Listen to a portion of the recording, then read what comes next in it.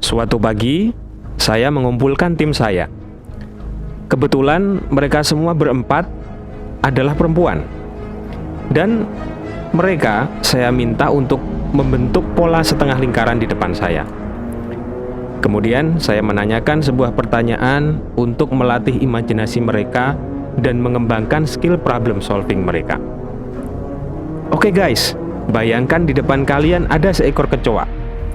Jika ada seekor kecoa di depan kalian sekarang, apa yang akan kalian lakukan? Itulah sebuah pertanyaan yang saya tanyakan kepada mereka.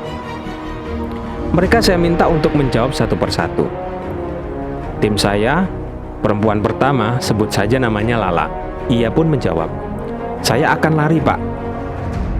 Perempuan kedua, sebut saja namanya Rara. Ia menjawab, "Saya juga lari, Pak." Perempuan ketiga, sebut saja namanya Sasa. Ia menjawab, "Saya akan ambil sapu, Pak. Lalu akan saya pukul kecoa itu sampai mati." Perempuan keempat, sebut saja namanya Sisi. Ia menjawab, "Saya juga akan lari, Pak. Saya takut." Gitu. Nah, menarik sekali bukan? Sebuah kejadian yang sama, tapi respon yang dilakukan antara keempat responden saya ini, yang adalah tim saya sendiri ini berbeda. Memang ketiganya di antara mereka sama, tapi ada yang menarik salah satu dari mereka, yaitu dia mengambil sapu, kemudian memukul kecoa itu hingga mati. Hanya dari jawaban mereka, saya sudah bisa setidaknya sedikit menyimpulkan beberapa pertimbangan. Ketiganya jawabannya adalah sama, yaitu lari. Namun satu di antara mereka menjawab berbeda, yaitu mengambil sapu dan kemudian memukul kecoa itu sampai mati.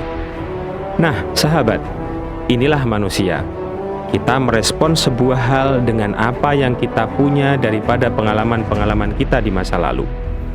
Jika kita punya pengalaman yang baik, kita akan merespon dengan baik. Bayangkan apa yang telah Mbak Sasa lalui di dalam hidupnya, sehingga alih-alih memilih lari seperti ketiga temannya lakukan, dia justru memilih untuk menghadapi kecoa itu dan menyelesaikan urusan dengannya, tentu dengan caranya sendiri. Kita tahu dan paham bahkan, kita tidak jauh berbeda dari simulasi ini.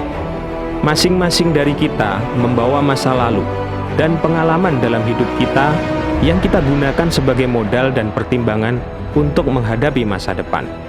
Entah itu trauma, entah itu pengalaman yang asik, pengalaman menarik, pendidikan, kegiatan sosial, mungkin hura-hura di masa lalu, semuanya menjadi modal kita untuk membentuk pribadi kita di masa yang akan mendatang.